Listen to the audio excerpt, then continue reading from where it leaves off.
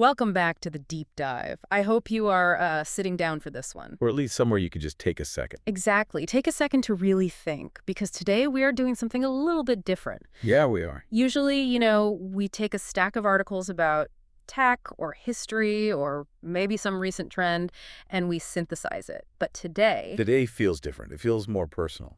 it does. Today, we are holding up a mirror. It's a bit of an autopsy, isn't it? It is. It's an autopsy of the human soul. We are looking at a stack of sources, ancient theological texts, linguistic dictionaries, some really dark folklore. And even some modern psychological analysis, all of it revolving around just one specific word. One word. One specific itch that I think every single person listening right now has felt at some point. Well, for sure, it's the psychology of more. Exactly. The psychology of more. That feeling, that little voice that says, if I just had that one thing. Right, that promotion. That promotion, that slightly bigger house, that little bit of recognition from my boss, Then everything would be okay. then I'd be satisfied. But then you get it, and the goalposts just move. They always move. Yeah. And that's what makes this topic so fascinating. The source material we're covering today is titled The Anatomy of Greed, Definitions, Dangers, and Deliverance. And look, before you tune out, before you think, oh, greed, that's not me, I donate to charity, Hold on a second. we have to stop you right there, because the text, it makes this argument that what we call greed, Or tema in the original Arabic. exactly, Tama, it isn't just about money. It's not about being like a miser hoarding coins. The text says it's a fundamental orientation of the heart that leads to a form of slavery. That word slavery, it just jumps off the page. It's in the text over and over and over again. It really is. And that is our mission for this deep dive. We are going to unpack the linguistic roots of this word, Tama. Which are honestly mind-blowing when you actually visualize them. Absolutely. And we're going to figure out why these ancient sages, these really wise people, equated wanting things with poverty, which on the surface sounds completely backwards. It's a paradox, right? But it makes perfect chilling sense once you break it down. And then finally, we're going to look at the deliverance. How do you actually get out of the trap? How do you stop that itch? And the answer the text gives is, it's radical. It argues that the only way to be truly rich is to embrace a form of despair. Richness through despair. I mean, put a pin in that, because when I first read that part of the source material, I literally had to put the paper down and just stare at the wall for like 5 minutes. It just stops you in your tracks. It completely flips the script on how we view success, happiness, everything. But, okay, let's start at the beginning. We need to name the beast. The linguistic landscape. Right, section 1. So the text spends a lot of time defining this one word, tenma, and it distinguishes it from all these other words for desire. Why is the language so important here? Why can't we just call it greed and move on? Because language shapes how we perceive reality. I mean, in English we have greed, covetousness, avarice. They all kind of blur together. They do. They sort of blend into this one big negative idea. But in the classical text we're looking at, the specificity is, well, it's surgical.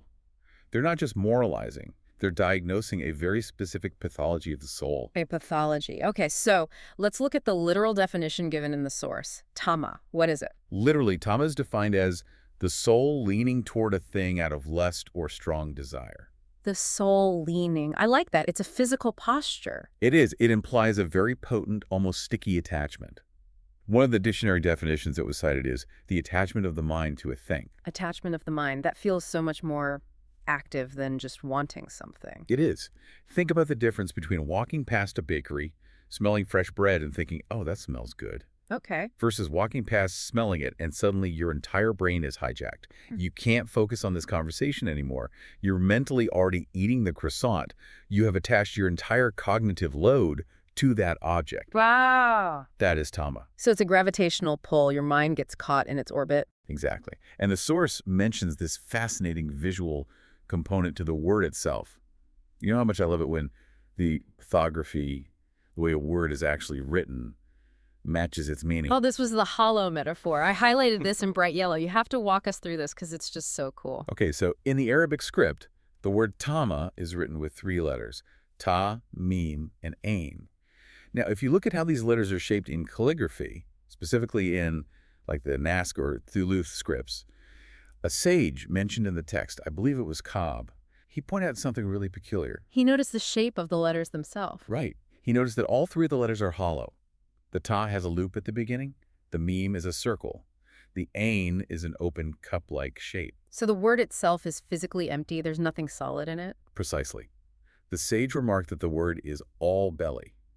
It is hollow from start to finish. There's no solid structure in the middle of the letters. They're defined by the empty space inside them. That is such a vivid image. It's like the word is a warning label for what it describes. It's a linguistic representation of the condition itself. The greedy person, the person afflicted with tama, is physically incapable of being full. You're trying to fill a vessel that is, by its very definition, empty space. So you could pour the whole ocean into the word tama, and it would still just be this outline of emptiness. It would just run right through. It's like the hungry ghost concept from Buddhism, but it's encoded right there in the alphabet. It's encoded in the language. Yeah, it implies that the emptiness isn't a bug, it's a feature. The fundamental nature of greed is the void. But this brings up a really important question for me, and I'm sure for anyone listening too. We live in a world that, it runs on drive. Right, hustle culture. We're told to hustle, to set ambitious goals, to stay hungry. Is the text saying that all ambition is bad? Are we supposed to just sit on the couch and wait for, photosynthesis? No, definitely not. And the source material is actually very, very careful to make this distinction. This is where we get into the synonyms. The text contrasts tama with another word, hirsch. Hirsch. Hirsch translates to something like vehemence, or intense drive, or aggressive effort. It's high energy. But here is the absolute key difference. Hirsch is the engine. Tama is the hunger. Okay, unpack that. An engine versus a hunger. So the text notes that Hirsch is often used for positive, even spiritual drives. For example, there's a verse mentioned in the source about the prophet, saying he is Harris, which comes from the same root. He's deeply driven, almost anxious, for people's guidance. So he wants good for them aggressively. Aggressively. He's exerting maximum effort. That's Hirsch. So you can be greedy for good things. You can be driven for good things. You can have high RPMs. You can wake up at 4:40 a.m. to build a business that solves a real problem. That's Hirsch. That's laudable. But tama, in this specific corpus of texts, tamas is almost exclusively used in a negative worldly context. It's about what you want for yourself. So what's the real difference then? If I'm working my tail off to get a promotion, is that Hirsch or tama? How do I know? It all depends on the internal state. Mm. Hirsch is about the effort you put out. It's about the work. Tama is about the expectation of what you feel you are owed. Ah, it's the entitlement. It's the entitlement. It's that leaning of the soul that says, I need this thing to be whole. Hirsch just says, I am going to work my hardest and see what happens. That distinction is so subtle, but it's huge. One is active and focused on process. The other is passive and focused on outcome. And that leads us perfectly into the biggest intellectual pivot of the entire text, which is the difference between hope and greed. Because I think most of us, myself included, confuse them all the time. I definitely do. I mean, I'll say things like, oh, I hope I win the lottery, or I hope this project goes viral. The text seems to imply that my use of the word hope there is actually a lie. That's right. That I'm actually engaging in tama. This is the diagnostic test right here. If you want to know if what you're feeling is genuine optimism or just a form of greed, this is how you tell. The text makes a sharp distinction between raja, which is hope, and tama, which is greed. So how does it define hope, Raja? It uses a really beautiful agricultural metaphor. Raja is expecting a good outcome with a preceding cause. A preceding cause, meaning you did the work, you put in the reps. Exactly. You were a farmer. You went out, you plowed the field, you planted the seed, you irrigated the soil, you pulled the weeds, and now, only now, you look up at the sky and hope for rain and a good harvest. Okay, so hope is the logical conclusion of effort. It's trusting that the system of cause and effect works, but greed, tama. The text defines it as the desire for the harvest without any preceding cause. It is attaching your mind to the outcome without ever having planted the seed. Oof, that hits home. It's the desire for the salary without having the skills, the desire for the fit body without ever going to the gym, the desire for a deep, meaningful relationship without any of the vulnerability or effort. It's wanting the result without the process, the reward without the work. Precisely. The source quotes one definition saying greed is attaching the mind to a thing without a reason. It's driven by what's called hawa, which is like whim or caprice or just baseless desire, whereas true hope is driven by thought and deliberation. That is a really, really helpful framework. So if I'm just sitting here, fantasizing about being a billionaire, but I haven't built a product or started a business. That's not manifesting my reality. No. That's Tama. That's the hollow belly at work. It's a cognitive error. You're Yeah. confusing your desire with reality. Ugh. And there's one more little nuance here. The text brings up the word amal, which is often translated as wishful thinking. Because amal is usually for really distant goals. One day I'll be king, you know. Embassy stuff. Right. But Tama is so dangerous because it is usually for things that are close. The low-hanging fruit. The carrot that's dangling right in front of your Yeah. nose, the bonus your coworker just got, the car your neighbor is driving. Tama's local. It feels accessible, which is why that leaning of the soul is so strong. You feel like you can almost touch it. And because you feel like you can touch it, you snap at it, which I think leads us right into section 2, the destructive nature of greed. Because the text shifts gears here pretty dramatically. It goes from these careful linguistic definitions to what I can only describe as, like, horror imagery. It really does. It stops being academic and starts being a 5-alarm warning siren. The first image that just jumped out at me was this idea of the Valley of Gold. This is a famous hadith that's cited in the text. Yeah, a powerful one. It says, if the son of Adam had a valley of gold, he would ask for a second. Nothing fills the belly of the son of Adam except dust. It's the infinity loop of consumption. But I want to pause on the scale of that for a second. A valley. Not a suitcase full of gold, not a bank vault. A whole geological formation filled with gold. Imagine the Grand Canyon, but it's solid bullion. Right. And the text says the human reaction isn't, wow, I'm set for life. It isn't, great, I can retire and help the poor and fund a hospital. The immediate biological reaction is, okay, I need another one. Because the object of the desire isn't actually the gold. What is it then? If it's not the gold, what is it? It's the delta. It's the change in state. It's the dopamine hit of acquiring. The moment you have the valley, it becomes your baseline. It becomes your new normal. And biologically, humans adapt to their baseline incredibly quickly. It's a phenomenon called hedonic adaptation. So the Valley of Gold becomes just the scenery. It's just wallpaper. Exactly. It just becomes the wallpaper in your life. And to get that feeling of satisfaction back, that buzz, you need a new spike. You need valley number 2. The text is arguing that true, lasting satisfaction is biologically impossible through consumption alone. That's terrifying. It means the game is rigged against us. The game is absolutely rigged. If you play the game of more, you lose by default because the finish line moves every single time you cross it. And then there's that final line, nothing fills the belly except dust. That's a reference to mortality, right? The grave. The grave. The only thing that finally stops the itch is the cessation of life. As long as the ego is alive and unchecked, it will want. It is a wanting machine. Well, that's a cheery thought for your Tuesday morning. But it gets even worse. There's the parable of the 2 wolves. This one was so vivid. 2 hungry wolves sent into a flock of sheep. Are not more destructive to them than a man's greed for money and status is to his religion. Okay, let's analyze the predator mechanics here for a second. Yeah. Why did the prophet use wolves in this metaphor? Why not a lion or a bear or something else? I guess. Wolves hunt in packs. They're relentless. That's true, but think about a wolf in a sheep pen. A contained space. If a lion hunts, it kills an antelope, eats its fill, and goes to sleep. It takes what it needs. But wolves, when they get into a confined space with defenseless prey, they often go into what biologists call surplus killing. They enter a frenzy. A total frenzy. They kill everything. They kill for sport. They'll destroy the entire flock, even if they can only eat one single sheep. They get overwhelmed by the opportunity. So the metaphor isn't just about taking what you need. It's about total senseless destruction. Exactly. The text is saying that greed isn't just a surgical removal of one of your values. Oh, I'll just cheat a little bit on my taxes this one time. No. It says greed acts like a frenzied wolf. It tears apart your entire moral framework. It's not just one sheep, it's the whole flock. It's the whole flock. It destroys your peace, your relationships, your ethics. Everything gets slaughtered just to feed that one single urge. And notice the pairing in the quote. This is really important. It's not just greed for money, it's greed for money and status, or, as some translations say, honor. This is a critical point that the source makes. It explicitly links the two, and some of the scholars quoted in the text argue that the greed for status is actually the more dangerous of the 2 wolves. Really? Why is status worse than money? Money seems more straightforwardly corrupting. Because money is tangible. You can, in theory, work hard, sell a great product, and get money without necessarily compromising your soul. But status, honor. To get status, you usually have to please other people. You have to play the game. You have to manage perceptions. You have to become a hypocrite. You have to flatter people you secretly despise. You have to nod along with bad ideas because the boss suggested them.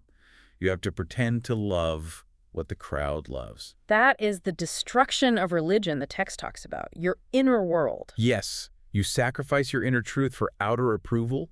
You kill your own integrity. It reminds me so much of social media, the greed for likes or clout. I mean, people will literally destroy their own reputations or privacy just to feed that wolf. That is the perfect modern-day version of greed for status. Yeah. And the result, paradoxically, is what the text calls humiliation. Right. This is section 2, point C in our outline, the humiliation factor. This stood out to me so much because we usually think of greedy people, the tycoons, the influencers, as powerful. We put them on magazine covers, but the text insists, no, they are humiliated. There's a quote from Ali ibn Abi Talib in The Source that just nails it.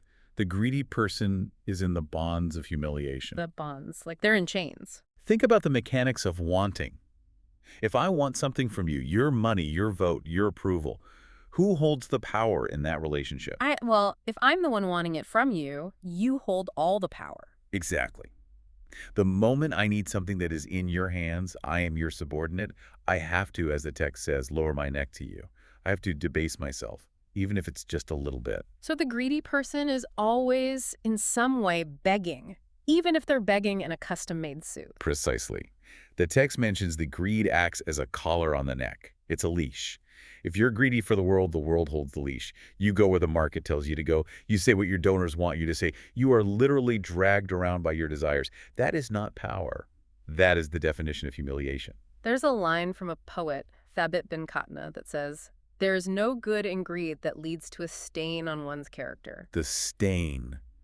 That's the loss of dignity. I mean, when you see someone who is visibly, desperately hungry for attention or money, it's repulsive, isn't it? There's an energy to it. It is. It's cringeworthy. You feel embarrassed for them. That's the stain. The source says greed makes a person despicable in the eyes of others. Even if people give you what you want, they lose respect for you in the process because they see the hunger in your eyes. You've traded your dignity for a valley of gold that you'll never actually enjoy anyway. That is a profound trade-off. Your dignity for more stuff. And the stuff just creates a hunger for more stuff. It's a bad deal all around. It's a terrible, terrible deal. And this leads us to the philosophical core of the episode. This is section 3, the philosophy of richness and poverty, because the source material just flips these definitions completely upside down. This is my favorite part of the entire body of research. It completely reframes how we keep score in life. It's a total paradigm shift. So we have this quote from Umar ibn al-Khattab. It's a real heavy hitter. He says, "Know that greed is poverty and despair is richness." Despair is richness. Yeah. Wow. Okay, stop the car. Yeah. If I went to a self-help seminar and the speaker said, "Okay, everyone, the key to success is despair," I would be thrown out of the building. You'd get a refund. I'd want a refund. We're told to never despair, to keep hope alive. What is going on here? Right. But context is everything. We have to look at how the word despair, yes, in the original Arabic, is being used here. It doesn't mean clinical depression. It doesn't mean giving up on life and sitting in a dark room. So what does it mean? It means despairing of what is in the hands of other people. Ah, okay. That changes everything. It means looking at your boss, looking at the government, looking at your rich uncle, looking at your audience, and completely 100% giving up the hope that they are the source of your happiness or your provision. It's a declaration of radical independence. It is the ultimate power move. Because if I despair of your approval, you cannot manipulate me. If I despair of your money, you cannot buy me. That is true richness. That is freedom. So then greed is poverty. The greedy person is always, by definition, lacking. If your mind is focused on wanting more, you are living in a state of less. You're focusing on the gap between what you have and what you want. That gap is the feeling of poverty. So you could be a billionaire, but if you are desperately obsessing about getting another billion, you are psychologically living in a state of scarcity. You are walking around feeling empty. You are the hollow letters we talked about at the beginning. You are a walking void. That really, really redefines wealth. Wealth isn't having a lot, it's wanting very little. Exactly. If I have $10 in my pocket and I need nothing else, I am a rich man. If you have $10 million in the bank and you're tortured because you need $11 million, you are a poor man. The text actually applies this specifically to intellectuals and scholars, which I found really interesting. There's a dialogue where someone asks Cub, What removes knowledge from the hearts of scholars? And the answer wasn't forgetfulness or old age or not studying enough. No, the answer was greed. Greed and the craving of the soul. This is a profound warning for anyone who works in the world of ideas, teachers, consultants, journalists, even podcasters like us. How does greed remove knowledge? Does it literally make you stupid? No, it makes you compromised. The source says that greed stains the clothes and splits the leather. It corrupts the vessel that holds the knowledge. Explain that. What does that mean, stains the clothes? If a scholar or a knowledgeable person has greed, specifically greed for status or for patronage from a wealthy person, they will begin to tailor their knowledge to please the person who holds the purse strings. They start telling their audience what they want to hear, not what is actually true. Exactly. If I'm teaching you something, but secretly I want you to hire me or give me a grant or just like my post, I'm going to filter what I say. I'm going to soften the hard edges. I'll avoid the uncomfortable truths. And the moment I do that, the knowledge is dead. It's no longer truth. It's a commodity. It becomes a transaction. And that's why the sages warned that greed destroys the scholar faster than anything else. It turns wisdom into a product to be sold to the highest bidder. And once you sell out, you don't really have it anymore. You've lost it. Man, that is heavy. It really forces you to run a constant audit on your own motives. Why am I saying this? Is it because it's true, or is it because it will get a good reaction? It's the constant audit of the soul, a necessary one. Well, speaking of reactions, we did promise the listeners this wouldn't just be a gloomy theological lecture. The source material, surprisingly, has this really funny section. It shifts from this heavy philosophy to what I can only call the comedy of greed. Yes. Section 4, the tale of Ashab. Ashab, the legend. The source calls him the absolute archetype of greed in Arab folklore. He's a caricature for sure, but he's a brilliant one. He's a teaching tool. He's like the cartoon character of a greedy person brought to life. There are all these jokes and stories about him, and honestly, they are hilarious, but they also illustrate the mental illness of greed perfectly. They do. Ashab is what happens when the hollow belly takes over your entire cognitive function. He is pure, unfiltered Tama. Let's share a few of these. The smoke anecdote. This one just cracked me up. Less, right. So someone asks Ashab about the extent of his greed. How greedy are you, really? And Ashab replies, I see smoke coming from my neighbor's house, and I immediately start breaking up my bread. So he sees smoke. From that, he assumes a stew is being cooked. From that, he assumes he is going to be invited over to eat it. And he assumes it's for him. So he's already prepping his croutons. He's optimizing his bread for a meal that doesn't exist and hasn't even been offered. He has attached his mind so firmly to the neighbor's dinner. He is living in a future that he just completely invented a second ago. It's expectation without cause to the extreme. It really is. And then there's the rainbow story. This one is like dark slapstick comedy. It is. Ashab sees a rainbow in the sky. And because his brain is wired entirely for gain, for acquisition, he doesn't see refracted light through water particles. He sees a giant, colorful rope. Some translations say a rope of clover or a painted sash, something valuable. Right, so he thinks, wow, that looks valuable. I need to get that. So he climbs up to the roof of his house and just jumps off to try and grab it. And, he falls and breaks his neck. It's Looney Tunes logic. Yeah. But the scary part is the hallucination. His greed actually altered his visual perception of the world. He saw a rope where there was only light. That's the delusion of greed. We see what we want to see. We see an opportunity where there is only immense risk. We see a solid investment where there's only air. But the most profound story, the one that really gets to the psychological mechanism of it all, is the pranks that backfired. Oh, this is the classic. This is the Ashab masterpiece. Set the scene for us. Okay. So Ashab is walking down the street, and he's being followed by a group of children. They're teasing him, poking him, just being annoying kids. And he wants to get rid of them. He needs a distraction. A good one. So he points to a house way down the road and he yells, hey, go to that house. They're giving away free dates and almonds. Go get them. A classic misdirection. Look over there. And it works perfectly. Kids get all excited. The promise of free sugar is too much for them to handle. They take off running as fast as they can toward the house. Ashab watches them go. He sees the dust kicking up from their feet. He sees their enthusiasm. And then, what does he do? And then Ashab starts tucking up his robes, and he starts running after them. He chases the kids he just sent on a wild goose chase. He chases the kids toward the empty house.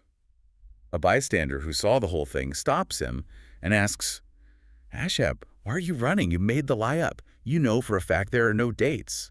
And his response is the thesis statement of this whole deep dive. It's unbelievable. He says, maybe what I said was true. Maybe what I said was true. Just let that sink in. Think about the psychology of that. Yeah. He invented the lie. He knew with certainty that it was false, but the possibility of free stuff was so intoxicating, and the social proof of seeing the kids running was so convincing that he tricked his own brain. He wanted it to be true so badly that he started to believe it. That is terrifyingly relatable. I mean, how many times do we create a narrative, oh, this investment is a sure thing, or this person is definitely into me, and we hype it up so much to other people that we end up believing our own hype. It's the feedback loop of delusion. Ashab lives in a world of maybe, a world of lottery tickets. The basket logic story is another perfect example of that. Right. He sees a man who is weaving a simple basket, and Ashab goes up to him and tells him, make it wider. The weaver asks why. Ashab says, maybe the person who buys it will send me a gift in it someday. The odds of that happening are basically zero. But greed relies on impossible probabilities. It is a suspicion of the future, as the text says. It rejects the solid reality of the present for a fantasy version of the future where you get everything you want for free. That maybe is a form of torture. You're always on the edge of a windfall that never ever comes. It creates constant anxiety. Ah. You can never rest because you're always scanning the horizon for the rainbow rope. So, okay, we've diagnosed the problem. We've seen the horror. We've seen the absurdity. We don't want to be Ashab. So now we need the cure. Section 5. The anatomy of the cure deliverance. The deliverance section of the text is very practical, which I appreciate. But first, it offers a surprising twist. It says that not all greed is bad. Wait, we're back to this praiseworthy greed after everything we just said. Yes. The text lists what it calls praiseworthy greed. And this includes things like greed for God's forgiveness, greed for paradise, and greed for God's generosity. So the emotion itself, that intense soul-leaning longing, isn't the problem. It's the target of the emotion. Exactly. The energy of wanting is just part of being human. You can't kill it. If you try to suppress all desire, you become a robot. You become a stoic stone. But you can redirect it. Instead of being greedy for the finite, the world, which turns to dust, you redirect that powerful engine of greed toward the infinite. Because the infinite is the only thing that can actually fill the hollow letters. Exactly. The divine is the only thing big enough to fill the void of the soul. The world, by comparison, is too small. That's why you always want another valley. It can't satisfy you. That's a crucial shift. It's not about suppression, it's about aiming higher. But for the worldly stuff, the money, the status, how do we actually achieve that richness of despair? The text outlines some very strategic steps to contentment, or kana. Right. Kanat is the goal. It's the state of deep, peaceful contentment. And the first strategy is what the text calls certainty of provision.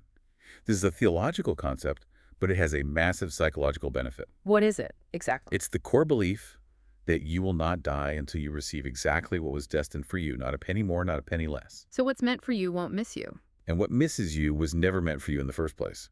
If you can truly internalize that, the frantic anxiety just drops away. Why scramble and lie and debase yourself for something that is already guaranteed to come to you? Or conversely, why kill yourself trying to get something that was never in the cards for you? It takes the pressure off. You can still work hard, that's the Hirsch, What? but you don't have to panic. You don't have to engage in the Tama. Exactly. So strategy number 2 is the comparison strategy. And the text says, look at those with less than you rather than those with more. This is basically the anti-Instagram strategy. It really is. I mean, social media is an engine designed to make us look up. Look at the billionaire. Look at the supermodel. Look at the person on the yacht in the Maldives. And when you look up, you feel poor. That is the greed is poverty mechanic in action. You feel the gap. All you can see is what you don't have. But if you look down, look at the sick, look at the poor, look at people living in war zones, look at the people who would kill to have your boring life, your boring problems. Suddenly you feel rich. You feel immense gratitude. The source says this perspective shift is essential for breaking the collar of greed. and then there's the ultimate reality check. Number 3, remembering death. Nothing fills the eyes except dust. It sounds morbid. Memento mori, remember you will die. It is, but the text treats it as a powerful cognitive tool. When you feel that urge to hoard, when you're obsessing over getting that valley of gold, just flash forward to the grave. Does this matter then? Will this status save you? Will this extra money mean anything? It shrinks the problem down to its real size. It puts the rainbow rope in perspective. It's just light and air. It's not real. And finally, moderation. Just a simple idea that a sip of life is enough. You don't need to drink the whole ocean. This brings us back to the definition of a free person. There's a beautiful quote from the mystic Hallage mentioned in the text that sums it all up. I obeyed my greed, and it enslaved me. Had I been content, I would have been free. That is the definition of freedom. We usually think freedom is financial independence. It's having FU money. But the source defines freedom as not letting greed settle in your heart. If you don't need more, you are untouchable. You are free from the market, free from the opinions of others, free from the rat race. You are a fortress. You are a fortress with a very small moat.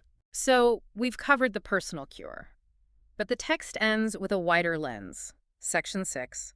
Consequences and social impact. Because greed isn't just a personal vice that messes you up. It's a social contagion. The ripple effect. Yeah, the source has a whole list of the effects and harms of greed on society. It specifically mentions things like monopoly and raising prices. This was fascinating to me. It links a spiritual disease, Tama, directly to economic exploitation. So the hollow belly of one person leads to price gouging for everyone else. Of course. If I can never get enough, I will hoard goods. I will create artificial scarcity. I will squeeze the community for every last drop to feed my own inner void. That is the manifestation of Tama on a macroeconomic scale. And the result of that is hatred. The text says greed destroys trust and spreads hatred. The poor begin to hate the rich because they see the greed and exploitation. The rich begin to hate the poor because they fear losing what they have. It just dissolves the social contract. And it leads to the corruption of the religion via hypocrisy, which we touched on earlier. Right. When greed enters the picture, people start using religion or ethics or corporate values merely as a cover for acquisition. They do things for show. They fake piety to gain trust. And that destroys the faith in the institutions themselves. So, to sum up the damages, the greedy person ends up humiliating themselves, staining their character, making their neighbors hate them, and living in a constant state of poverty because they always want more. It's a tragedy, a self-inflicted tragedy. And in the end, the source says it all boils down to one final thing. What's that? Bad suspicion, or su'al-zan, toward the creator. Bad suspicion. What does that mean? It means you don't trust the provider. You don't trust that the universe, or God, will take care of you. If you truly trusted that your needs would be met, you wouldn't feel the need to lie, cheat, steal, or beg to get your provision.